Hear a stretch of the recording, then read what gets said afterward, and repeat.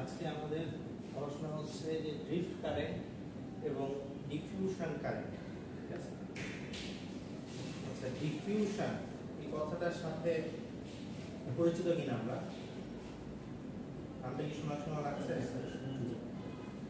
ছোট ক্লাসে এই বিষয় পড়া হয়েছে। ব্যাপনের নাম শুনেছি? ব্যাপন ওটা কি ছিল, কি জিনিস ছিল স্যার? ওটা হচ্ছে এক ঘনস্থান থেকে কোন ঘনস্থান থেকে বেশি ঘনত্বের এলাকায় ধাবিত যে প্রক্রিয়া, ওটা হচ্ছে ব্যাপন। বেশি ঘনত্ব থেকে কম। ও বেশি, যেমন স্প্রে। ও জি স্যার। নরমালি কি হয় স্প্রে, ওটা কি? ওটা হচ্ছে বেশি ঘনত্ব থেকে কি হয়, তারপর আস্তে আস্তে ব্যাপন প্রক্রিয়া সব জায়গায় ছড়িয়ে যায়। ব্যাপনটার নামই হচ্ছে ডিফিউশন। তাহলে ডিফিউশন কারেন্ট তাহলে কি আসবে, জিনিসটা কি আসবে? কখন কিরকম হবে? পজিটিভ চার্জ, এই বেশি ঘনত্ব থেকে কম ঘনত্বের একটা ব্যাপার আসছে না? তাহলে তাহলে এটা কি একটা পজিটিভ টার্মিনাল যদি হচ্ছে কোথাও অসম চার্জ থাকে, একটা সাইডে বেশি ইলেকট্রন আছে, একটা সাইডে কম ইলেকট্রন আছে, আস্তে আস্তে দিয়ে সারাটা সমান হচ্ছে, সমান হবে। বিষয়টা হচ্ছে ঠিক আছে। বা হচ্ছে যদি আমরা পিএন জাংশন চিন্তা করি, পিতে হচ্ছে কি ইলেকট্রনের পরিমাণ কম, তাই না? এন ইলেকট্রনের পরিমাণ বেশি, তাহলে এই যে ধাবিত হওয়ার যে বিষয়টা অ্যাডজাস্ট মানে হচ্ছে কনসেন্ট্রেশন, ঘনত্ব, এটাকে হচ্ছে ইকুইলিব্রিয়াম বা সমতায় আনার জন্য উচ্চ ঘনত্ব স্থান থেকে যে নিম্ন ঘনত্ব স্থানের দিকে যে প্রক্রিয়াটা, ঠিক আছে, সেটা হচ্ছে কি যেহেতু ওটা ইলেকট্রন ফ্লো হচ্ছে তাই, এবং ডিফিউশনের জন্য হচ্ছে, তাই এটা নাম হচ্ছে ডিফিউশন কারেন্ট। বুঝে গেছে? তাহলে ডিফিউশন কারেন্ট গেল, লিখা আছে। আচ্ছা, এবার হচ্ছে ডিফিউশন কারেন্ট, এবার হচ্ছে ড্রিফট কারেন্ট। তাহলে কারেন্ট আমরা একরকম ভাবে জানলাম যে কারেন্ট প্রবাহ হয় যদি আমাদের ক্যারিয়ারগুলোর মধ্যে কনসেন্ট্রেশনের ভেরিয়েশন থাকে, এটা হচ্ছে ডিফিউশন কারেন্ট। আচ্ছা, আমরা আগে কারেন্ট প্রবাহ হওয়ার কারণটা কি জানতাম? কি কারণে কারেন্ট প্রবাহ হয়? হয় কোথাও একটা ইলেকট্রন কম আছে, নাহলে বেশি আছে, হ্যাঁ, বা ইলেকট্রন কম বেশির যে বিষয়টা, ঠিক আছে, এটা হচ্ছে ডিফিউশন। হ্যাঁ, আর আমরা সচরাচর কি জানি, একটা ব্যাটারি কানেকশনের মাধ্যমে বা সোর্স অ্যাপ্লাই করার ফলে আমাদের কারেন্টের প্রবাহ হয় না? আচ্ছা, তো সোর্স অ্যাপ্লাই করা এটা মানে কি? ব্যাটারি সোর্স তো ব্যাটারি, হ্যাঁ, এটা মানে হচ্ছে কি আপনার হচ্ছে এক্সট্রা হচ্ছে ফোর্স অ্যাপ্লাই করা, এক্সট্রা ফোর্স অ্যাপ্লাই করা বা হচ্ছে ইলেকট্রোম্যাগনেটিক ফিল্ডের মধ্যে রাখা। তো যদি আমাদের সেমিকন্ডাক্টরটা মানে সেমিকন্ডাক্টরের মধ্যে ইলেকট্রোম্যাগনেটিক প্রবাহের জন্য যদি আমাদের ক্যারিয়ারের মুভমেন্ট হয়, তাহলে ক্যারিয়ারের মুভমেন্ট মানে কি কারেন্ট, তাহলে সেই কারেন্টের নাম হচ্ছে ড্রিফট কারেন্ট। ঠিক আছে? আচ্ছা, তো যেহেতু এই ইলেকট্রোম্যাগনেটিক যে ফিল্ডটা এটা কিভাবে জেনারেট হয়, অবশ্যই কোন একটা সোর্সের মাধ্যমে, তাই ড্রিফট কারেন্টের সাথে সোর্স রিলেটেড। ব্যাটারি হতে পারে, যেহেতু সেমিকন্ডাক্টর করছে ব্যাটারি হতে পারে, আবার এখানে থেকে আবার এখানে এসি সোর্সও হতে পারে, সবসময় যে ব্যাটারি হবে এমন না, এটা হচ্ছে সোর্স। সেমিকন্ডাক্টর স্যার, সেমিকন্ডাক্টরও এসি ব্যবহার করা যায়, এসি ব্যবহার করা যায় তো লোয়ার রেটিং ট্রান্সফরমার ব্যবহার করে লো করে দিতে হয়। যে ল্যাবে দেখানো হয়নি এসি সোর্স ব্যবহার করে, কতবার কোর্স নিয়েছিলাম ইলেকট্রনিক্স, তখন হচ্ছে ল্যাবে অ্যাপ্লাই করেছিলাম। এখন যেহেতু হচ্ছে এসি যেহেতু সরাসরি লাইন তো নিতে পারবো, ট্রান্সফরমার ব্যবহার করতে হয়। আমাদের ল্যাবে ট্রান্সফরমার আছে, একটা হচ্ছে সেন্টার, দুটো সবগুলো সেন্টার ট্যাপ আমি দেখেছি, 200/6x2, একটা হচ্ছে 200/12x2। এরকম ভাবে একবারে কমায় 12 ভোল্ট হচ্ছে আরএমএস অথবা 6 ভোল্টে আরএমএস নিয়ে যাওয়া হয় এসি, একবার মেইন লাইন থেকে। মেইন লাইন তো 220, আলটিমেটলি ওই 6 আরএমএস আর 12 আরএমএস দিয়ে আমরা হচ্ছে ডায়োড অ্যাপ্লাই করতে পারি। ডায়োডের যে হচ্ছে ওই এক্সপ্যান্ড করা হয়নি, ওই যে হাফ ওয়েভ রেকটিফায়ার, ফুল ওয়েভ রেকটিফায়ার, 12 ভোল্ট ডিসি, হ্যাঁ, তখন হচ্ছে এসি সোর্স থেকে তো নাম হয়েছে ওটা সরাসরি, তাই না? মানে তো রেকটিফায়ার ওটা ব্যবহার করতে যাবে না। আচ্ছা আচ্ছা, তো এখানে কিছু হচ্ছে ডিফিউশন কারেন্টের এক্সপ্লেনেশন আমরা দেওয়া আছে। The diffusion current can be defined as the flow of charge carriers within a semiconductor travels from a higher concentration region to a lower concentration region. এটা কি ডিফিউশনের জন্যই তো এটা হয়, তাই না? ব্যাপন প্রক্রিয়া যেটাকে বলা যায়, আমরা জানি যে হায়ার কনসেন্ট্রেশন রিজিয়ন থেকে আমার কণাগুলো সবসময় লোয়ার কনসেন্ট্রেশন রিজিয়নে যায়। ইলেকট্রনের ক্ষেত্রে যদি সেই জিনিসটা ঘটে, তাহলে সেই কারেন্টের নাম হচ্ছে ডিফিউশন কারেন্ট। এখানে কিছু কথাবার্তা লেখা আছে, একটু পড়ে নাও, কারণ কোনো সমস্যা আছে না।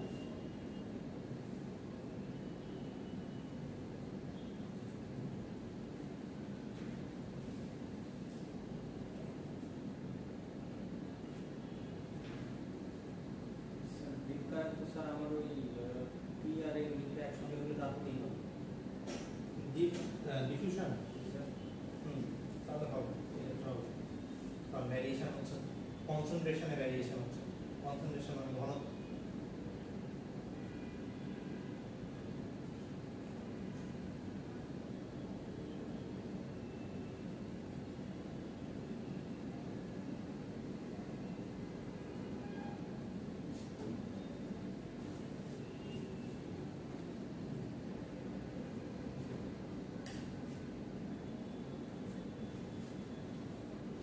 ঠিক আছে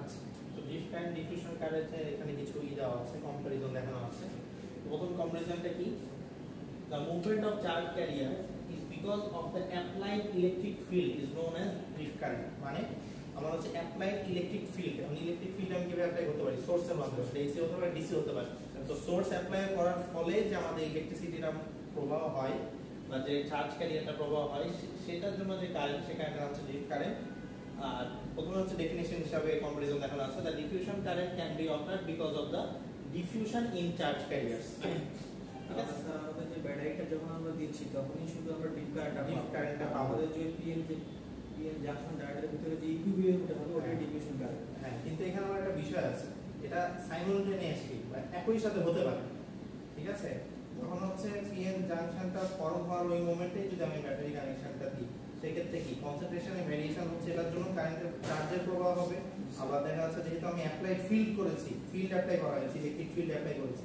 এটার জন্য কিন্তু ইলেকট্রন ফ্লো করছে তাই না তো দুটো একসাথেও কিন্তু হতে পারে ঠিক আছে আচ্ছা it requires little energy for the process of drift current স্বাভাবিক যেহেতু এখানে ব্যাটারি অ্যাপ্লাই করছি তার মানে কি আমাদের এক্সটার্নাল সোর্স অ্যাপ্লাই করা হচ্ছে কিন্তু এখানে some amount of external energy is enough for the process of diffusion current diffusion আমরা ছোটবেলা থেকে পড়ে আসছি কি স্বতঃস্ফূর্ত প্রক্রিয়া তাই না তো এখানেও বিষয়টা স্বতঃস্ফূর্ত কিন্তু অনেক সময় হয় কি যে হচ্ছে একটা হচ্ছে কি বলে বাধা তো কোনো কিছুকে অতিক্রম করতে একটা মিনিমাম যে বাধা লাগে ঠিক আছে দেখা যাচ্ছে যে ভ্যালুসিটি খুব যাওয়া শক্তি তো এখানে খুব সামান্য এনার্জি অ্যাপ্লাই করলেই হয় বা অনেক সময় সেটা স্বতঃস্ফূর্তভাবেও হতে পারে ঠিক আছে যেটা বলে না যে থ্রেশহোল্ড আছে ঠিক আছে এখানে থ্রেশহোল্ডটা অনেক কম খুব অল্প এনার্জি অ্যাপ্লাই করে বা কোনো এনার্জি অ্যাপ্লাই না করেও ডিফিউশন কারেন্টের প্রবাহ হওয়া সম্ভব আচ্ছা ড্রিফট কারেন্ট এটা কি নরমাল আমরা যে সব কারেন্টের জেনে এসেছি যেভাবে কারেন্ট প্রডিউস হয় ঠিক আছে ইলেকট্রিক ফিল্ড অ্যাপ্লাইয়ের ফলে আর ওই সব কারেন্ট গুলা যেসব নিয়ে আমরা আলোচনা করেছি সেগুলো কি ওহমস ল অবশ্যই মেইনটেইন করে এটা আমরা জানি তাহলে drift current follows Ohm's law আচ্ছা এখন এখানে মনে হয় নতুন একটা শব্দ আছে ফিক্সড ল এটা কি আসলে নাম জানা আছে কিনা আচ্ছা ফিক্সড ল বলতে বোঝায় এটা আসলে ইন্ডিকেট করে ডিফিউশন কারেন্টের প্রবাহটা কোন দিকে হবে এটা হচ্ছে ফিক্সড ল ইন্ডিকেট করে আচ্ছা কারেন্টের প্রবাহটা আচ্ছা যদি আমরা যেটা জানি যে হায়ার কনসেন্ট্রেশন থেকে লোয়ার কনসেন্ট্রেশনের দিকে ধাবিত হয় না এই বিষয় এই বিষয়ে যে কথাটা যে লতে এক্সপ্লেন করা হয়েছে বা যিনি ব্যাখ্যা করেছেন সেটা হচ্ছে ফিক্সড ল বুঝা গেছে এইজন্য ডিফিউশন কারেন্ট ফিক্সড ল থেকে মানে ফিক্সড ল হচ্ছে মেইনটেইন করে চলে আমরা ওহমস ল জানি V = IR হ্যাঁ কিন্তু ফিক্স লর একটা ইকুয়েশন আছে না ফিক্সড ল এর তো এরকম ইকুয়েশন না ফিক্সড ল এর দুটো ল আছে ল হচ্ছে কথা ল মানে কথা স্টেটমেন্ট যেদিকে বেশি আছে সেখান থেকে হচ্ছে কমের দিকে যাবে ঠিক আছে আচ্ছা the direction of charge carriers in the semiconductor is reversed in each other এটা তো জানাই কথা যদি হোল বাম দিকে যায় তাহলে হচ্ছে ইলেকট্রন ডান দিকে যাবে for charge carriers the densities of the diffusion are reversed in symbol to each other আচ্ছা এই ক্ষেত্রেও কিন্তু আসলে রিভার্সই কারণ কি যদি হচ্ছে এখানে আমি চিন্তা করি যে এখানে হায়ার কনসেন্ট্রেশন ইলেকট্রন হায়ার থেকে লোয়ারে গেলে হায়ার থেকে লোয়ারে গেলে মানে কি ইলেকট্রন যদি এদিকে মুভ করে আমরা জানি যে হোল এদিকে মুভ করবে না এই জন্য রিভার্স আচ্ছা the direction of the drift current as well as the electric field will be same আচ্ছা আমরা কি জানি যে ইলেকট্রিক ফিল্ড যেটা হচ্ছে বেসিক বিষয় ইলেকট্রিক ফিল্ড যেদিকে অ্যাপ্লাই করা হয় কারেন্ট ওদিকে যায় না আসলে বিষয়টি ইলেকট্রিক ফিল্ড মানে যদি আমরা এখানে চিন্তা করি এখানে একটা ব্যাটারি আছে নরমালি আর এখানে যদি আমরা ডায়োডের কথা চিন্তা করি মানে হচ্ছে কি একটা পিএন জাংশন যদি চিন্তা করি তাহলে পিতে কি কিসের পরিমাণ বেশি আছে হোলের পরিমাণ বেশি আছে মানে আমরা ধনাত্মক পজিটিভ চার্জটা বেশি আছে, এখানে নেগেটিভ চার্জ বেশি আছে। তো যেহেতু এখানে ব্যাটারি মানে এখানে পজিটিভ দিকে আকর্ষণ, তাই না, মানে পজিটিভ কে বিকর্ষণ করবে, মানে কি হোলগুলো এদিকে মুভমেন্ট করবে আর ইলেকট্রনগুলো এইদিকে মুভমেন্ট করবে, কারণ এখানে ইলেকট্রনের টার্মিনালটা লেগে আছে নেগেটিভের সাথে। তার মানে কি এটা বিকর্ষণ করছে, তার মানে ইলেকট্রন এদিকে যাচ্ছে, হোল এদিকে যাচ্ছে। ইলেকট্রন যেহেতু এদিকে যাচ্ছে, তার মানে কি আমাদের কারেন্টের প্রবাহ হচ্ছে এইদিকে। তো আমাদের ইলেকট্রিক ফিল্ড যেদিকে অ্যাপ্লাই করা আছে, ইলেকট্রিক ফিল্ড যেদিকে অ্যাপ্লাই করা আছে, ওদের পজিটিভ টার্মিনালটা যেদিকে অ্যাপ্লাই করা আছে, কারেন্টও ওইদিকেই প্রবাহিত হচ্ছে। ঠিক আছে? আচ্ছা, the direction of this current can be decided by the concentration of the carrier slope. স্বাভাবিকভাবে যেদিকে হচ্ছে স্লোপ বেশি সেখান থেকে লোয়ার কনসেন্ট্রেশনে যাবে। আচ্ছা, আরো কিছু পার্থক্য আছে। It depends on the permittivity. It is independent of the permittivity. Permittivity মানে তো বোঝা যাচ্ছে, হচ্ছে ম্যাটেরিয়ালের যে হচ্ছে বেসিক যে বিষয়টা আছে, মানে ঘনত্বের বিষয়টা। ঠিক আছে? পারমিটিভিটি 1 হচ্ছে এয়ারের জন্য, যদি বেশি ঘনত্ব থাকে তাহলে আস্তে আস্তে বাড়ে। ঠিক আছে?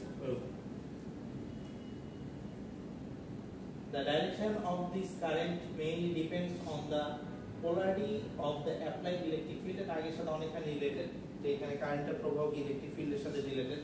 The direction of the current mainly depends on the charge within the concentration of the carrier. একই কথাই, যে কনসেন্ট্রেশন থেকে কনসেন্ট্রেশনের উপর নির্ভর করে।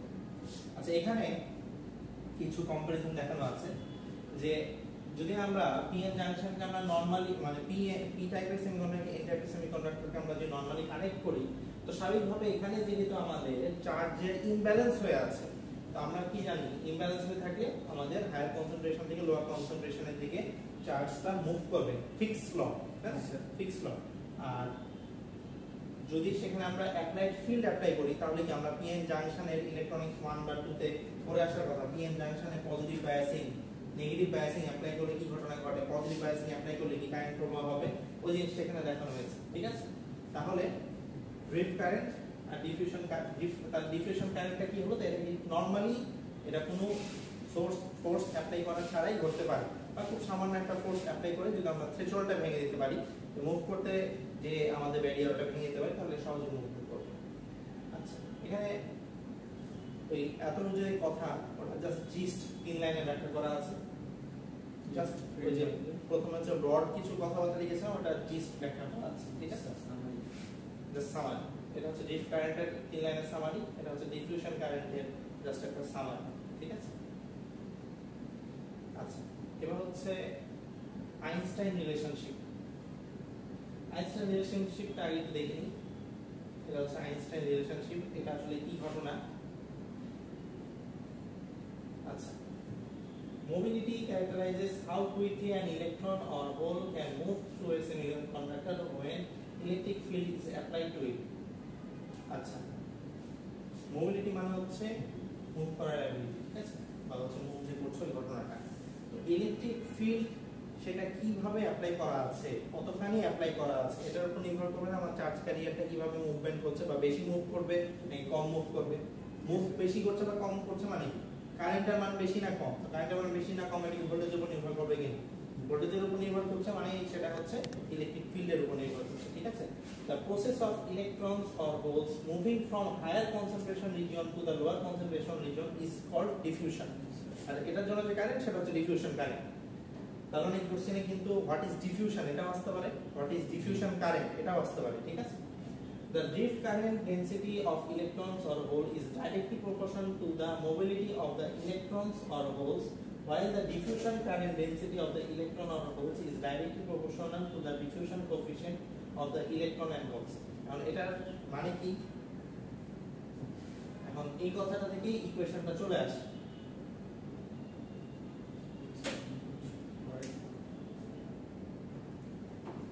The drift current density of electron and holes, এটা ধরলাম electron, is directly proportional to the mobility of the electron and holes. ঠিক আছে? The mobility of the electron.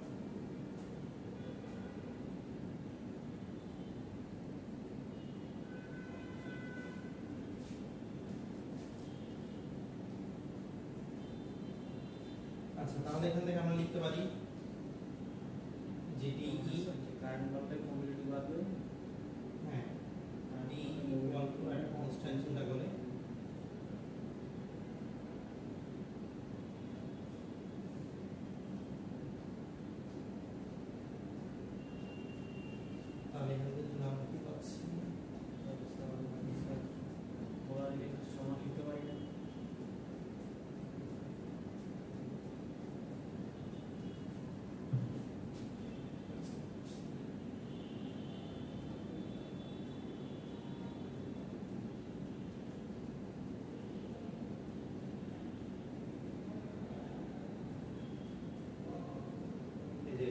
হচ্ছে আইনস্টাইন ইকুয়েশন, ঠিক আছে? আর এটা হচ্ছে তার statement, the drift current density of electrons and holes is directly proportional to the mobility of the electron and holes, while the diffusion current density of the electron and holes is directly proportional to the diffusion coefficient of the electron and holes, ঠিক আছে? এখান থেকেই আইনস্টাইনের ইকুয়েশনটা আসে। এখানে ই আর N দিয়ে প্রকাশ করা হয়েছে, ই দিয়ে প্রকাশ করেছে।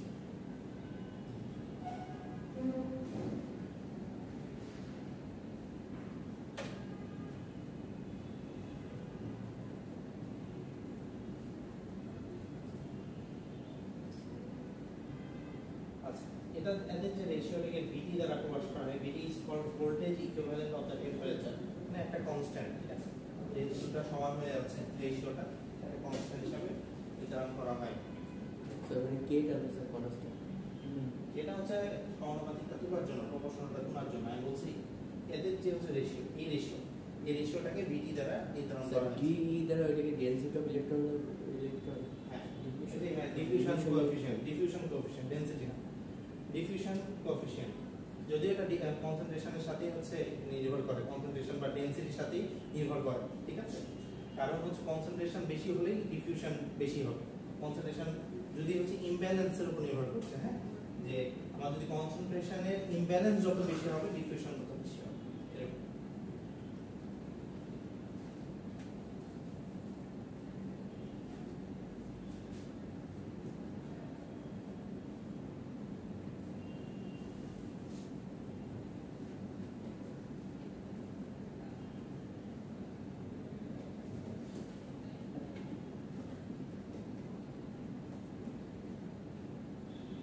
এবার হচ্ছে generation and recombination of carriers. আচ্ছা, the process by which free electron and holes are generated is called the generation of carriers। কারণ আমরা জানি কি ক্যারিয়ার বলতে দুইটা ক্যারিয়ার আমরা জানি, একটা হচ্ছে কি ইলেকট্রন এবং হোল, ঠিক আছে?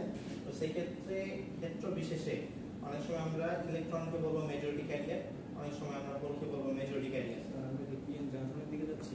পিএন জাংশনের সাথে হচ্ছে কম্পেয়ার করে বোঝাচ্ছি, পিএন জাংশনের দিকে ওই দিকে যাচ্ছি না, ওটা একটা টপিক পড়ছি। হ্যাঁ, ওখানেও রিকম্বিনেশন হয়, কিন্তু তার মানে এটা সবসময় ওখানেই আর অনেক জায়গাতে হতে পারে। আচ্ছা, তো যেহেতু হচ্ছে ক্যারিয়ার বলতে ইলেকট্রন প্রোটন দুটোই বোঝায়, তো যদি কোথাও ইলেকট্রন প্রোটন না, ইলেকট্রন এবং হোল, ঠিক আছে? তো যদি আমাদের ওখানে ইলেকট্রনের প্রাধান্য বেশি থাকে, যেমন হচ্ছে এন টাইপ সেমিকন্ডাক্টরকে, তাহলে আমরা বলবো এখানে মেজরিটি ক্যারিয়ার হচ্ছে ইলেকট্রন, মাইনরিটি ক্যারিয়ার হচ্ছে হোল, ঠিক আছে? আর পি টাইপে আমরা কি জানি যে ইলেকট্রনের পরিমাণ কম থাকে, হোলের পরিমাণ বেশি থাকে, তার মানে সেই ক্ষেত্রে মেজরিটি ক্যারিয়ার হচ্ছে হোল আর মাইনরিটি ক্যারিয়ার হচ্ছে ইলেকট্রন, ঠিক আছে? তো ওভারঅল কোন একটা জায়গাতে ক্যারিয়ার বলতে আমরা ইলেকট্রন এবং হোল দুটোকে বোঝাবো। তো তাদের যে জেনারেশন, এবং এখানে ইলেকট্রন বলতে শুধু কিন্তু ইলেকট্রন না, বারবার যে ইলেকট্রন বলছি তার মানে কিন্তু আসলে ফ্রি ইলেকট্রন। নরমাল ইলেকট্রন এবং ফ্রি ইলেকট্রনের মধ্যে কিন্তু পার্থক্য আছে, এটা তো বোঝা যায় নাকি? ফ্রি ইলেকট্রন মানে হচ্ছে যে কন্ডাকশনের ভূমিকা রাখে, আর ম্যাটেরিয়ালে তো আমাদের ইলেকট্রন সবসময় থাকবে। আচ্ছা, when electron is in a valence band get enough energy, they will absorb this energy and jumps into conduction band. This electron which is jumped into a conduction band is called free electron. The place from where the electron is left is called hole. Likewise, two type of charge carrier, ঠিক আছে? একটা হচ্ছে electron, একটা whole. আচ্ছা, এটা গেল হচ্ছে generation of carriers, charge carriers. আর রিকম্বিনেশনটা কি? রিকম্বিনেশন নাম শুনে কি মনে হচ্ছে, আসলে কি জিনিস? হোল আর ইলেকট্রন, হ্যাঁ, এলিমিনেটেড। এখন এলিমিনেটেড মানে কি? এটা বাংলা শব্দটাই স্যার সে বাদ শেষ হয়ে যাওয়া, বাদ হয়ে যাওয়া, তাই না? তাহলে রিকম্বিনেশন মানে কি? মিলিত হওয়া না? আবার এখানে তাহলে এলিমিনেটেড এই শব্দটা আসছে কেন, বাদ হয়ে যাওয়া শব্দটা আসছে কেন?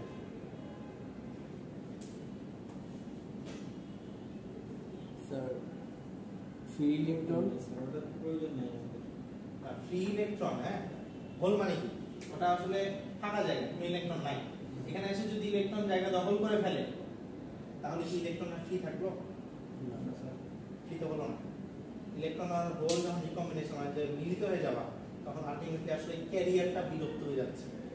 তখন এখানে হোলও থাকছে না, ইলেকট্রন থাকছে, কিন্তু ফ্রি ইলেকট্রন কি থাকছে? ক্যারিয়ার কিন্তু আমাদের ইলেকট্রন না, ক্যারিয়ার হচ্ছে আমাদের ফ্রি ইলেকট্রন।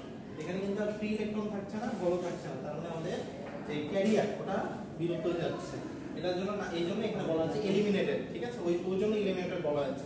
আর রিকম্বিনেশন মানে হোল এবং ইলেকট্রনের মিলন, হ্যাঁ, the process by which free electrons and holes get eliminated, মানে eliminated কিভাবে হবে, তারা যখন একসাথে মিলিত হবে তখনই তারা eliminated হবে, is called recombination of carriers.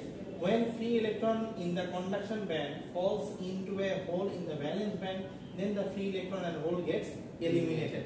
Free electron and holes get eliminated, মানে সেখানে শুধু এখন তখন ইলেকট্রন থাকে, ফ্রি ইলেকট্রন থাকে না।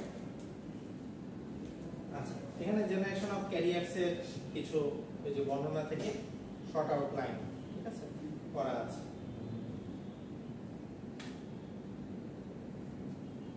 এটা হচ্ছে generation of carriers, recombination of carriers, ঠিক আছে।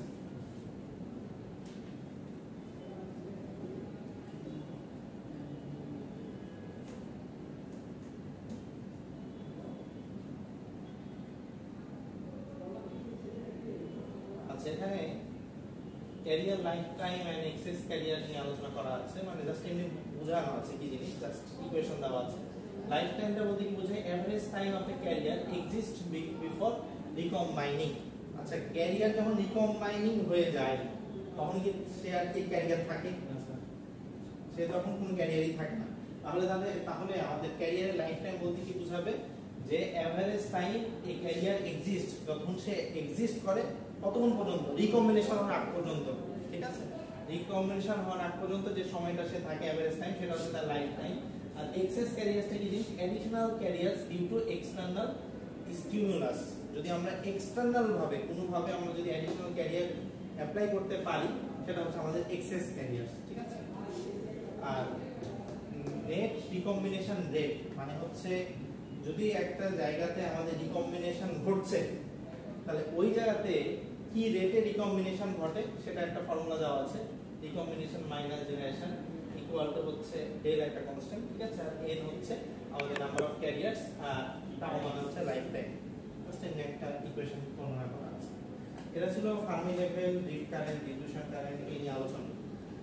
যাদের পর্যন্ত কোনো সমস্যা আছে কি বা বোঝা গেল? কি শেষ স্যার? এই স্লাইডটা শেষ। আচ্ছা, জেনারেল দেওয়া শুরু।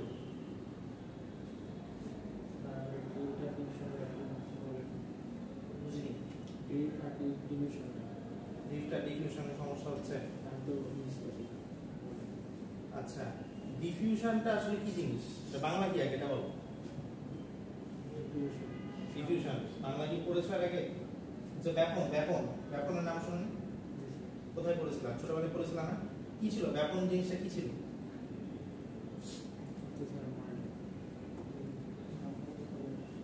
উচ্চ ঘনত্ব স্থান থেকে নিম্ন ঘনত্ব স্থান থেকে ধাবিত যে প্রক্রিয়া, ওইটা হচ্ছে হ্যাঁ, কোন একটা জায়গাতে কোন পদার্থের উচ্চ ঘনত্বের স্থান থেকে নিম্ন ঘনত্বের স্থানে যে ধাবিত হওয়ার যে প্রসেসটা, সেটাই হচ্ছে ব্যাপন, ঠিক আছে। তো যদি আমাদের কোথাও এমন থাকে যে আমাদের চার্জ ক্যারিয়ারে ঘনত্বের পার্থক্য আছে, ভ্যারিয়েশন অফ কনসেন্ট্রেশন, তাহলে আমরা কি জানবো, কি হবে তাহলে? চার্জ ক্যারিয়ারগুলো উচ্চ ঘনত্বের স্থান থেকে নিম্ন ঘনত্বের স্থানের দিকে ধাবিত হবে, ঠিক আছে। চার্জ ক্যারিয়ার ধাবিত হচ্ছে মানে কি, মুভ করছে। তো চার্জ ক্যারিয়ার যদি মুভ করে তাহলে ইলেকট্রিসিটি প্রবাহ হবে কি হবে না? ক্যারিয়ার মুভ করলে ইলেকট্রিসিটি প্রবাহ হবে না? কিন্তু এই ক্যারিয়ার মুভমেন্টটা যদি আমাদের ডিফিউশনের জন্য হয়, তাহলে সেই যে কারেন্ট সেটার নাম হচ্ছে ডিফিউশন কারেন্ট। বুঝা গেছে? আর আমরা নরমালি যে কারেন্ট আমরা জানি ইলেকট্রিক ফিল্ড অ্যাপ্লাই করার ফলে, ইলেকট্রিক ফিল্ড আমরা কিভাবে অ্যাপ্লাই করি? সোর্স দিয়ে, সেটা হতে পারে এসি সোর্স, সেটা হতে পারে ডিসি সোর্স। তো ইলেকট্রিক ফিল্ড অ্যাপ্লাই করার ফলে যে কারেন্টটা পাই সেটার নাম হচ্ছে ড্রিফট কারেন্ট। আর নরমালি ক্যারিয়ারের কনসেন্ট্রেশন ভেরিয়েশনের জন্য, ক্যারিয়ারের কনসেন্ট্রেশন ভেরিয়েশন বলতে ইলেকট্রন এবং হোলের ঘনত্বের পার্থক্যের জন্য যদি তাদের মুভমেন্ট হয়, তাহলে যে কারেন্টটা সেটা হচ্ছে ডিফিউশন কারেন্ট। বুঝা গেছে? ডিফিউশন কারেন্ট ফিক্সড ল মেইনটেইন করে, আর আমাদের ড্রিফট কারেন্ট যেটা আমরা নরমাল জানি ওহমস ল, সেটা মেইনটেইন করে চলে, ঠিক আছে। আচ্ছা, আর কোনো সমস্যা? তাহলে আজকে আমরা জেনারেল ডায়োড চলে যাব।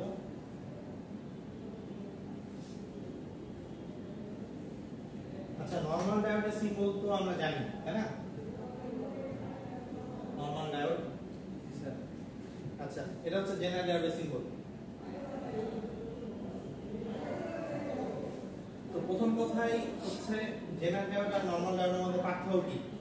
স্যার যে এইভাবে যে দাগটা আছে এটা এই দাগটা আসলে যে জেড ইন্ডিকেট করে, হ্যাঁ, জেড, জেনারেল জেড। তো দাগটা আসলে সবসময় একভাবে দিলে হলো, হ্যাঁ, এদিকেও দিতে পারো ওদিকেও দিতে পারো, এটা কোনো বিষয় না। এইটার কাজ কি স্যার? এটা হচ্ছে ইন্ডিকেশন, যেটা জেনারেল ডায়োড যেটা বানাইছে ব্যক্তি স্যার তাহলে তো ওইটা তো স্যার সেম হিসেব হতো কি ডায়াগ্রাম দুইটা ডায়াগ্রাম দুইটা, এটা তো নরমাল ডায়োড, এটা হচ্ছে জেনারেল ডায়োড। এটা জেড, জেড এর জন্য এটা বোঝা যাচ্ছে, মানে একটা সিম্বল, সিম্বলিক ফর্ম। আমরা কিভাবে বুঝবো এটা একটা নরমাল ডায়োড নাকি জেনারেল ডায়োড? সিম্বল দেখে, ঠিক আছে। আচ্ছা, তো প্রথম কথায় আসে যে এটা আসলে জেনারেল ডায়োড, নরমাল ডায়োড আমরা কি করি আগে যাবো? কারেন্ট একদিকে ফ্লো করে, কারেন্ট একদিকে ফ্লো করে, তাই না? এই একদিকে ফ্লো করে ইংলিশে কি বলে এটাকে? রেকটিফিকেশন। নরমাল ডায়োড মেইনলি ব্যবহার করা হয় রেকটিফিকেশনের জন্য, একমুখীকরণের জন্য, ঠিক আছে। আর নরমাল ডায়োডগুলা রিভার্স বায়াসে কি কাজ করে? না স্যার না, কাজ করে না। জেনারেল ডায়োডকে আমরা মেইনলি রিভার্স বায়াসে কাজ করানোর জন্য ব্যবহার করি, ঠিক আছে। এই পার্থক্যগুলো কিন্তু পরীক্ষাতে আসার মতো। যে প্রথম পার্থক্য কি? প্রথম পার্থক্য হচ্ছে তাদের সিম্বল, ঠিক আছে। আর একটা হচ্ছে ফান্ডামেন্টাল পার্থক্য, যেটা ছুটে গেছে, সেটা প্রথমে বলা উচিত ছিল। সেটা হচ্ছে নরমাল ডায়োডে যদি আমরা ডোপিং লেভেলটা বাড়িয়ে দিই, যদি আমরা নরমাল ডায়োডে ডোপিং লেভেল বাড়িয়ে দিই, তাহলে যে ডায়োডটা পাবো সেটা হচ্ছে জেনারেল ডায়োড। বুঝা গেল? ডোপিং করা সব ডায়োডই তো ডোপিং করা। ডায়োড মানে কি? নরমাল থেকে স্যার ওটা বেশি ডোপিং করা, মানে কনসেন্ট্রেশন বেশি ডোপিং লেভেলের। স্যার নরমাল ডায়োডে নরমাল, আচ্ছা, নরমাল ডায়োডে কি দিয়ে তৈরি হয়? পিএন জাংশন দিয়ে তো, হ্যাঁ। নাকি P type semiconductor, N type semiconductor জোড়া লাগিয়ে তো, তাই না? এই পি টাইপ সেমিকন্ডাক্টর এবং এন টাইপ সেমিকন্ডাক্টরে কি ডোপিং দেওয়া আছে? তো কোনটা বাড়াবে স্যার? ডোপিং সবই বাড়াতে হবে, ঠিক আছে। আরেকটা বের করে হ্যাঁ, ডোপিং লেভেল বাড়াতে হবে। ডোপিং লেভেল বাড়ালে আমরা যে ডায়োডটা পাবো সেটার নাম হচ্ছে জেনারেল ডায়োড, ঠিক আছে।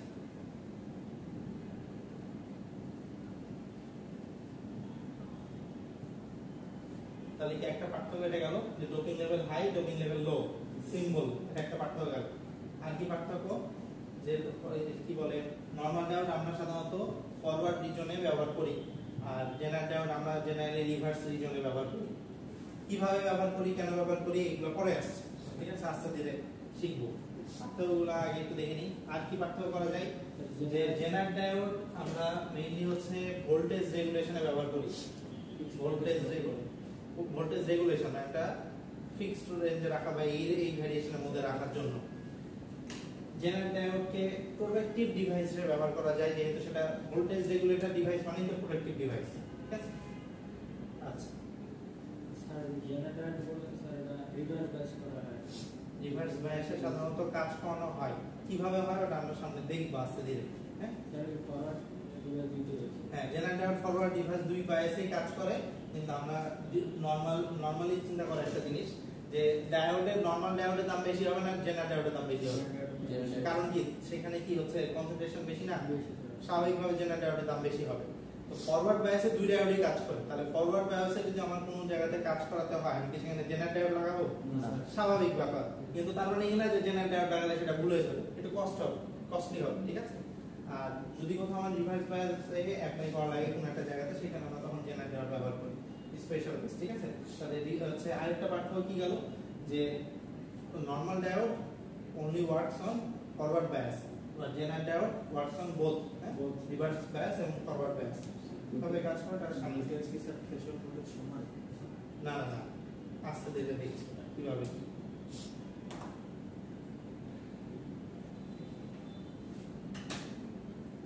আচ্ছা, আমরা ডায়োডের ক্যারেক্টারিস্টিক ইকুয়েশন জানি কিনা? আচ্ছা, এটাও জেনারেল ডায়োড, হ্যাঁ, সবসময় দেখবে জেড এর মতো যে প্লেন জেড করতে হবে এমন না, বাধা দিলে এটাই জেনারেল, ঠিক আছে। আচ্ছা, ডায়োডের ক্যারেক্টারিস্টিক ইকুয়েশনটা আমরা একটু দেখি। একটু স্যার হ্যাঁ, সেমি তো মানে এটা তো ডায়োড, অন্য কিছু তো না, কিন্তু একটু কথা আছে, অন্য কথা, হ্যাঁ।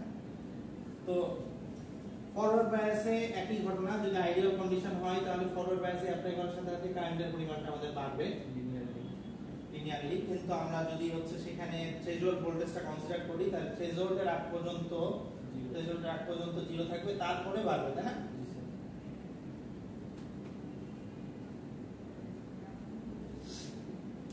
এই যে এটাকে আরেকটা ভোল্টেজ নাম বলা হয় যে থ্রেশহোল্ডের ভোল্টেজ, হ্যাঁ আরেকটা নাম আছে, নামটা কি জানা আছে? নি ভোল্টেজের নাম জানা আছে? নি ভোল্টেজ, এটাই থ্রেশহোল্ড ভোল্টেজ, ঠিক আছে? সমর্থন নি মানে যে হাঁটুর মতো একটা ব্যাপার আছে না, এটা কোন এটা হচ্ছে যে নি ভোল্টেজ বা থ্রেশহোল্ড ভোল্টেজ, ঠিক আছে? আচ্ছা, আবার রিভার্স রিজিয়নে কি ঘটনা ঘটে? যে আইডিয়ালি রিভার্স রিজিয়নে কারেন্ট হয় জিরো, এবং একটা সময় যখন নষ্ট হয়ে যায় তখন হাই কারেন্ট ফ্লো করে, মানে ব্রেকডাউন বা নষ্ট হয়ে যাওয়ার পরে হাই কারেন্ট ফ্লো করে, এটা কি আইডিয়াল কন্ডিশন।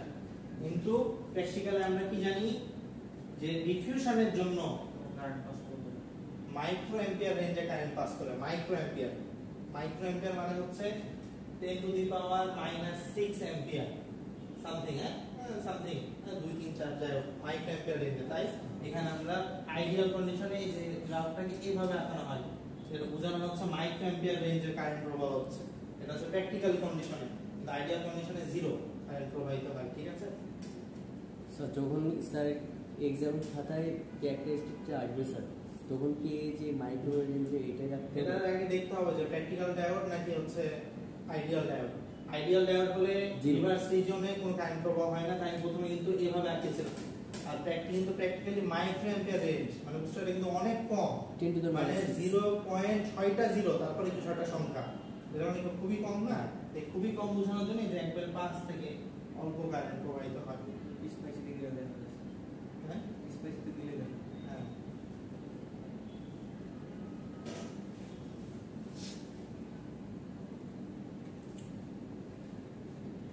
ব্রেকডাউন ভোল্টেজ আচ্ছা, এবার এই জায়গাতে একটু ধরো যে জুম করলাম, হ্যাঁ জুম করে একটু বড় করে দেখলাম। আচ্ছা, ধরলাম ডায়োডটা এখানে এসে ব্রেকডাউন হয়, নষ্ট হয়ে গেছে। এখানে এসে ব্রেকডাউন হয় মানে নষ্ট হয়ে গেছে। প্র্যাকটিক্যাল রিজিয়নে এগুলো কি টেন্স টু জিরো, তাই না?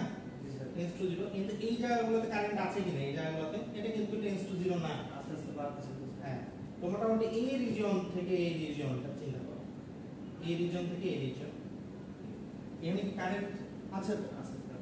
আর তারপরে তো নষ্ট হয়ে গেছে। নষ্ট হওয়ার পর আমরা আলোচনা করছি নষ্ট হওয়ার ঠিক আগ মুহূর্তে এবং যেখান থেকে মোটামুটি একটা কারেন্ট যাচ্ছে সেখান থেকে। বোঝা যাচ্ছে কি বিষয়টা? জি স্যার। আচ্ছা, তো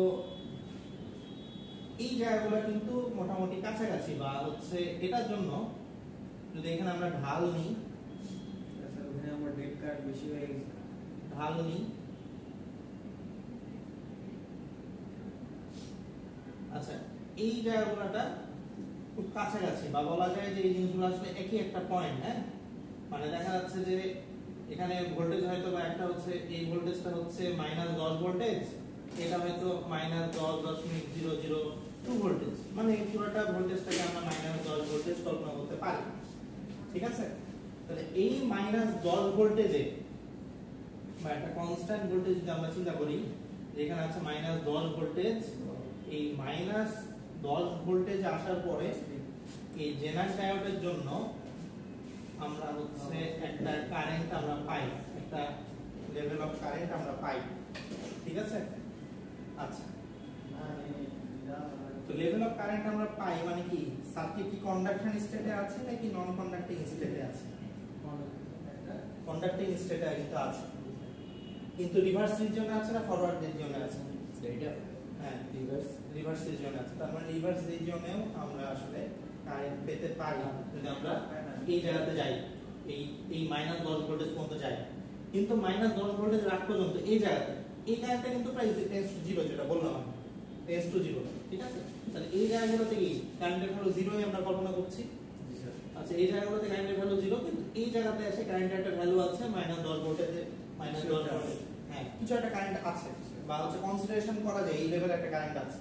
তাহলে মাইনাস 10 ভোল্টেজের আগ পর্যন্ত এটা পুরোটা রিভার্স রিজিয়ন, পুরোটা রিভার্স রিজিয়ন। তো রিভার্স রিজিয়নের 0 ভোল্টেজ থেকে মাইনাস 10 ভোল্টেজের মধ্যে কারেন্টের ফ্লো কি হচ্ছে? হচ্ছে না। কিন্তু 10 এ যখন আসলাম তখন কি কারেন্টের প্রবাহ হচ্ছে এবং একটা নির্দিষ্ট এটা হচ্ছে ব্রেকডাউন ভোল্টেজ বললাম। এখানে যদি আমরা ঢাল নিই এই জায়গাতে, তো এই জায়গাটা ধরলাম হচ্ছে -20, তাহলে -20 ভোল্টেজে যে সেটা কি হয়ে যাচ্ছে? নষ্ট হয়ে যাচ্ছে। ঠিক আছে? তো আমাদের এখানে তাহলে -10 ভোল্টেজের আশপাশ আচ্ছা 0 থেকে -10 ভোল্টেজের মধ্যে নন কন্ডাক্টিং থাকছে, একটা জায়গা পর্যন্ত কি কন্ডাকশন স্টেটে থাকছে, তাই না? তারপরে আবার কি নন কন্ডাক্টিং হচ্ছে বা নষ্ট হয়ে যাচ্ছে। আচ্ছা, জিনিসটা যদি আরেকটু ক্লিয়ারলি না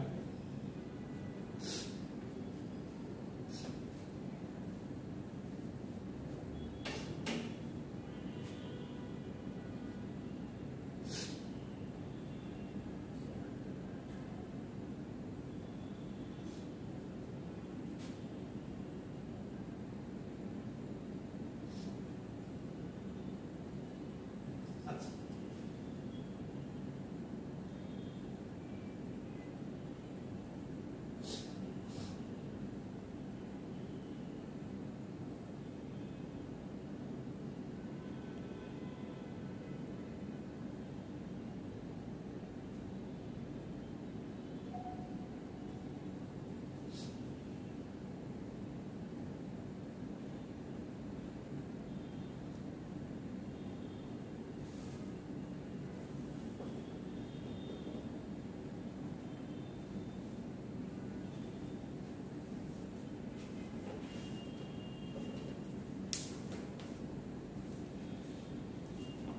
তো যে রিজিয়নে এসে ডায়োডটা কন্ডাক্টিং হলো কেবল, বা যে ভোল্টেজে এসে ডায়োডটা কেবল কন্ডাক্টিং হলো, সেই ভোল্টেজের নাম হচ্ছে জেনার ভোল্টেজ। ঠিক আছে? এখান থেকে এত পর্যন্ত কি নন কন্ডাক্টিং, এখানে কিন্তু কন্ডাক্টিং, আর এটা ক্রস করে গেলে ব্রেকডাউন। বুঝা গেল? যে আমরা ধরলাম এই জায়গাতে এসে হাই কারেন্ট ফ্লোর জন্য ডায়োডটা নষ্ট হয়ে গেছে, কিন্তু এই জায়গা থেকে এই জায়গায় এইটুকু জায়গায় কি কারেন্ট আছে কিনা? কারেন্ট যেহেতু একটু আছে, তাহলে সেটাকে কিন্তু আমরা রিভার্স রিজিয়নে ডায়োডটা অফ বলতে পারি না, যাতে কি কারেন্টের প্রবাহ আছে, মানে কন্ডাকশন করছে। আচ্ছা, তাহলে এই জায়গার আগ পর্যন্ত কি আমরা নন কন্ডাক্টিং বলতে পারি, যে এটা কি মাইক্রো অ্যাম্পিয়ার রেঞ্জের, টেন্ডস টু 0। আচ্ছা, এখন এইখান থেকে এই ভোল্টেজের জন্য, এই রেঞ্জ থেকে এই রেঞ্জের জন্য, যে আমরা যদি ভ্যারি করি জিনিসটাকে, আহামরি তো ভ্যারি হয় না, তাই না? মোটামুটি একই থাকে। আচ্ছা, যেহেতু একই থাকছে, তাহলে এই যে এখান থেকে এতদূর পর্যন্ত যে ভোল্টেজ, এই ভোল্টেজটাকে আমরা কনস্ট্যান্ট ভোল্টেজ বা এটাকে জেনারেল ভোল্টেজ বলা হয়, VZ, এটা আমরা কনসিডার করতে পারি। বলে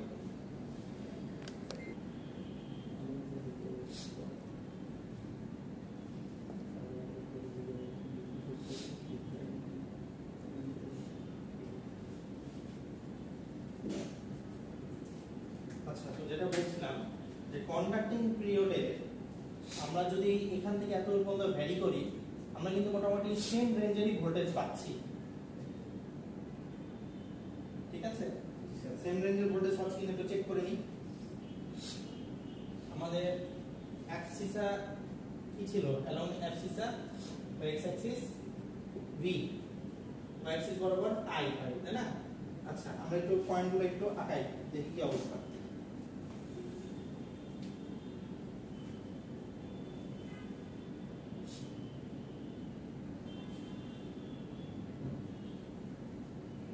আচ্ছা, এই পয়েন্টের ভোল্টেজ, এই পয়েন্টের ভোল্টেজ, এইগুলো কি কাছাকাছি কিনা বা একই বলা যায় কিনা? একই স্যার। আচ্ছা, তাহলে কন্ডাক্টিং স্টেটে এই থেকে এখানে যে ভ্যারি করছি, এখানে ধরলাম V1, এখানে ধরলাম V2, কিন্তু এই যে ভোল্টেজ মানে হচ্ছে অ্যাপ্লাইড ভোল্টেজ আমি ভ্যারি করছি, আমার জেনার রিজিয়নে বা হচ্ছে জেনার ডায়োডের অ্যাক্রসে ভোল্টেজ কিন্তু আমার সেম, যেটাকে আমরা VZ বা জেনার ভোল্টেজটা বলছি। বুঝা গেল?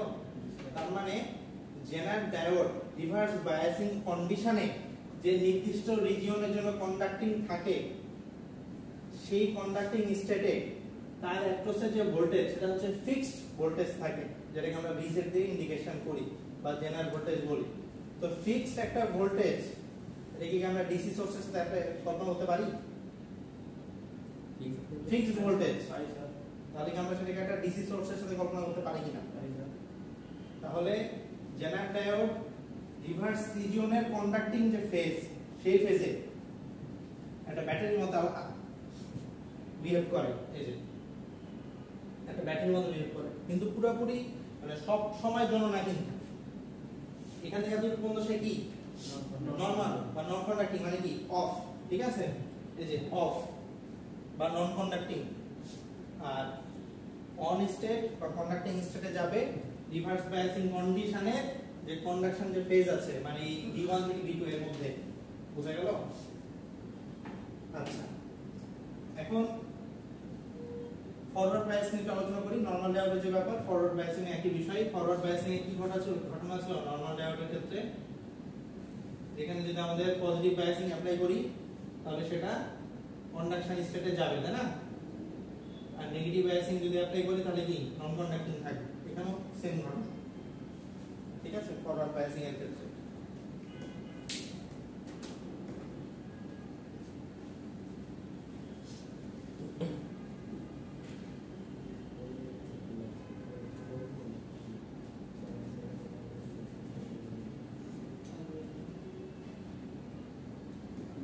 কোন দিক বুঝে গেল?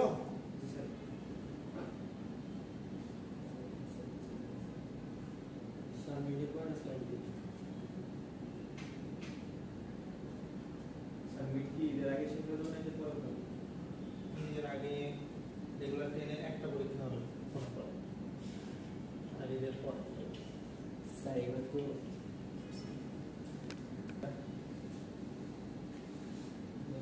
আচ্ছা, তাহলে ম্যাথে বা কোনো কিছুতে যাওয়ার আগে আমরা একটু নিজেদের এক্সপ্লেনেশন আরেকবার একটু ক্লিয়ার করি।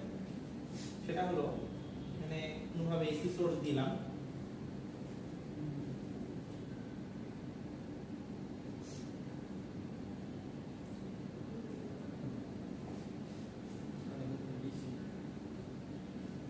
ডিসি দিই,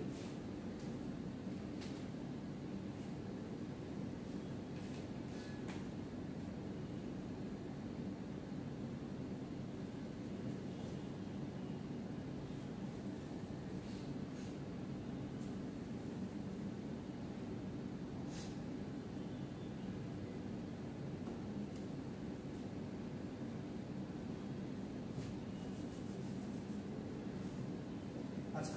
এখন দেখো, আমি বললাম যে এই যে জেনার ডায়োড, এই জেনার ডায়োডে minimum voltage 15 volt, minimum voltage 15 volt হলে জেনার ডায়োডটা রিভার্স কন্ডিশনে অন হবে। ফরওয়ার্ড কন্ডিশনে সবসময় অন, আর এখানে তো ফরওয়ার্ড কন্ডিশন হওয়ার কোনো সুযোগ নাই, কারণ এটা কি আচ্ছা এন টাইপটা এর সাথে আছে, তাই না? এটা কিন্তু রিভার্স কন্ডিশনে আছে। তো বললাম রিভার্স কন্ডিশনে সে হচ্ছে যদি 15 ভোল্টেজ পায় তাহলে সে অন হবে এবং সেটা থাকবে 20 ভোল্টেজ পর্যন্ত, ঠিক আছে? 20 এর পরে নষ্ট হয়ে যাবে, বা ধরলাম 25 পর্যন্ত, হ্যাঁ 25 এর পরে নষ্ট হয়ে যাবে, 15 থেকে 25 এর মধ্যে জেনারেটরটা অপারেট করবে। এবং তার এই হচ্ছে এখানে যদি হচ্ছে মিনিমাম 15 ভোল্টেজ থাকে তাহলে সে অন হবে। অন হওয়ার পরে তার যে ফিক্সড মানে যে ভোল্টেজ বা জেনারেল ভোল্টেজ সেটা ধরলাম হচ্ছে 10 ভোল্টেজ, ঠিক আছে? আচ্ছা, তাহলে কি ঘটনা? তাহলে কিন্তু আমাকে প্রথমে চেক করতে হবে যে এই 30 ভোল্টেজের জন্য আমার এইখানে 15 এবং 25 এর মধ্যে আছে কিনা। যদি অ্যাপ্লাইড সোর্সের জন্য আমার এখানে জেনার ডায়োডের এই টার্মিনালে আমার অ্যাপ্লাইড ফোর্স 15 থেকে 25 এর মধ্যে থাকে, তাহলে জেনার ডায়োডটা একটা ডিসি সোর্সের মতো কাজ করবে, মানে জিনিসটা এরকম হবে। এবং সেই ক্ষেত্রে এটার ভোল্টেজ কত হবে? 10 ভোল্টেজ। বুঝা গেল বিষয়টা? হ্যাঁ, আচ্ছা, কি বললাম যে জেনার ডায়োডের রিভার্স রিজিয়ন, আমি এটা মনে করছি কোশ্চেনে দিয়ে দিয়েছি, ওখানে কিছু নাই বোর্ডে পুরাটাই। যে আমি এখানে বললাম যে জেনারেট ডায়োড অপারেট করবে রিভার্স কন্ডিশনে 15 থেকে 20 এর জন্য, অবশ্যই এটা -15 এবং -20 বলবে, কারণ আসলে এদিকে যেহেতু এটা রিভার্স, হ্যাঁ, কিন্তু এটা আসলে 15 বা 20 এভাবে বললে কোনো সমস্যা নাই। আচ্ছা, তো জেনারেট ডায়োডের রিভার্স রিজিয়নে এই জায়গাতে যদি 15 থেকে 20 এর মধ্যে থাকে, তাহলে আমরা এটা অপারেট করবে রিভার্স রিজিয়নে। অপারেট করবে মানে সেটা তখন ব্যাটারির মতো মানে আচরণ করা শুরু করবে, ফিক্সড একটা ভোল্টেজ শো করবে, এবং ফিক্সড একটা ভোল্টেজ আমি ধরে নিলাম সেটা হচ্ছে 10 ভোল্টেজ ধরে নিচ্ছি, ঠিক আছে। তাহলে যদি এখানে আমি এমন একটা ভোল্টেজ পাই, ধরো যে ভোল্টেজটা পেয়েছি 19 ভোল্টেজ, এই জায়গাতে অ্যাপ্লাই হচ্ছে, কোনোভাবে বের করেছি যে এখানকার জন্য এই 30 ভোল্টের জন্য এখানে আমি 19 ভোল্টেজ পাচ্ছি। তো যেহেতু 19 ভোল্টেজ পাচ্ছি, তার মানে কি জেনারেট ডায়োড কি অপারেট করবে তখন রিভার্স রিজিয়নে, তখন সেটা একটা ব্যাটারি হয়ে যাবে, এবং ব্যাটারি ভোল্টেজটা কত বা জেনারেট ভোল্টেজটা কত এটা কোশ্চেনে ধরো যে দেওয়া আছে 10 ভোল্টেজ, বোঝা গেছে। তো যেহেতু আবার এই ব্যাটারি এবং এই যে রেজিস্ট্যান্স এটা কি প্যারালাল কিনা, এটাও 10, তাহলে এটার ভোল্টেজও 10 হবে, অর্থাৎ আউটপুট ভোল্টেজ আমার তখন 10 হবে, বোঝা গেল। আর যদি এখানে ভোল্টেজটা ধরো যে 12 ভোল্টেজ, তাহলে কি জেনারেট ডায়োডটা তখন অপারেট করবে? তখন আর জেনারেট ডায়োডটা অপারেট করবে না। অপারেট করবে না মানে কি, যে ফাঁকা কিছু নাই, ওপেন হয়ে আছে, ওপেন সার্কিট হয়ে আছে, ঠিক আছে। যদিও রিভার্স বায়াসিং অ্যাপ্লাই করা হয়েছে জেনারেট ডায়োডে, তারপর ওপেন হয়ে আছে, বুঝা গেল বিষয়টা। তাহলে সার্কিটটা কিন্তু নরমাল যেভাবে আমাদের কাজ করে নরমাল একটা সার্কিট হয়ে গেছে, যে দুটো রেজিস্ট্যান্স কানেক্টেড আছে, সিরিজে কানেক্টেড আছে, সার্কিট বুঝা গেল।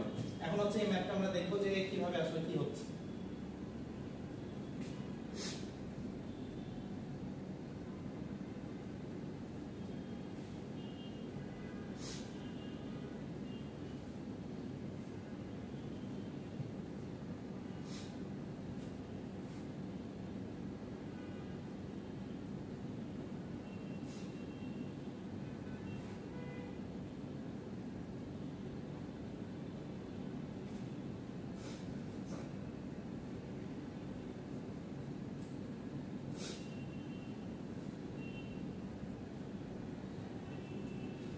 আচ্ছা, এই হচ্ছে সার্কিট, হ্যাঁ।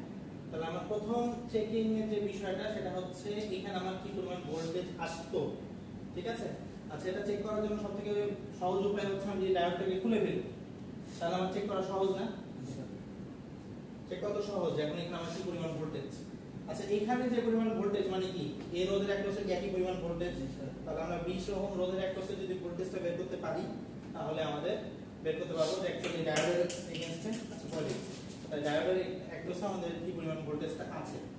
আচ্ছা, তাহলে আমরা এখানে ভোল্টেজ ডিভাইডিং রুল অ্যাপ্লাই করে দিই, এটা তো আমি আউটপুট,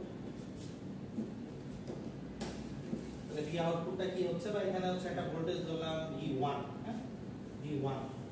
তো V1 মানে কি, এর রোধের অ্যাক্রসে ভোল্টেজ V1 ইকুয়াল টু কত হচ্ছে, ভোল্টেজ ডিভাইডিং রুল অ্যাপ্লাই করলে 20 divided by 20 plus 10 into supply voltage 30, কত হলো তাহলে 20 ভোল্টেজ, ঠিক আছে।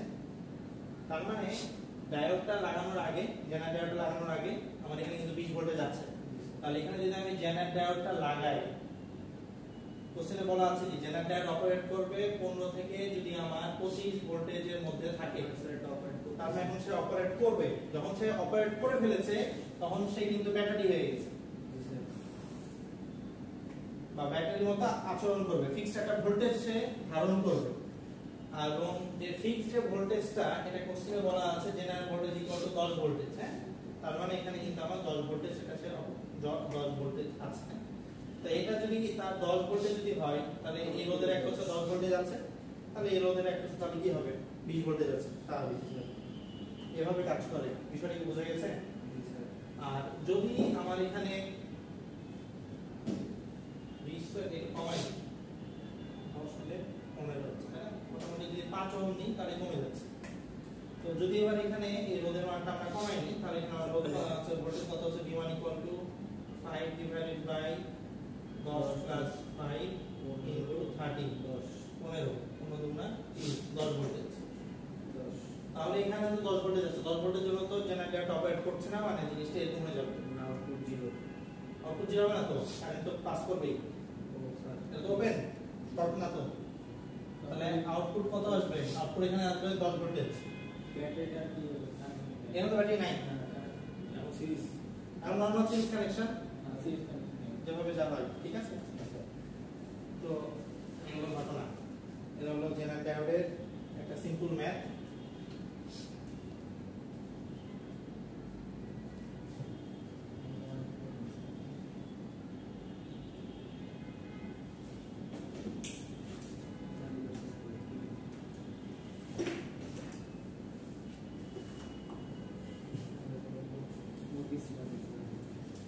আচ্ছা, তাহলে এই ম্যাথ প্রবলেমে আমরা কি আউটপুট রেজিস্ট্যান্সটা কি কম বেশি করেছি না?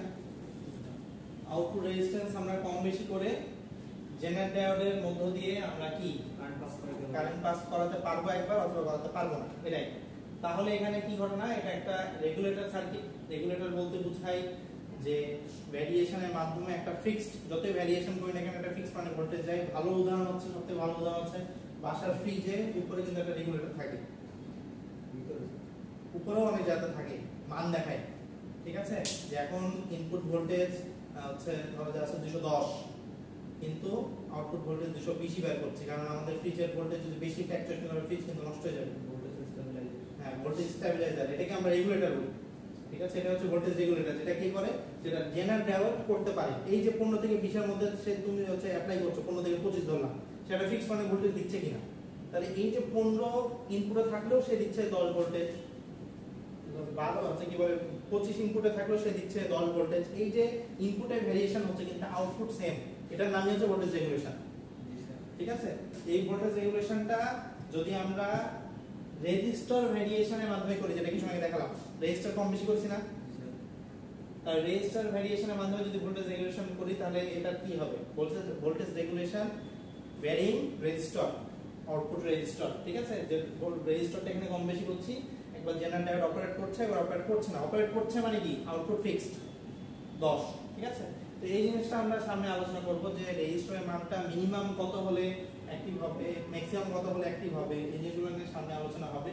আজকে আপাতত এটাই ছিল যে রেজিস্টরের ভেরিয়েশনের মাধ্যমে কিভাবে হয়, ঠিক আছে?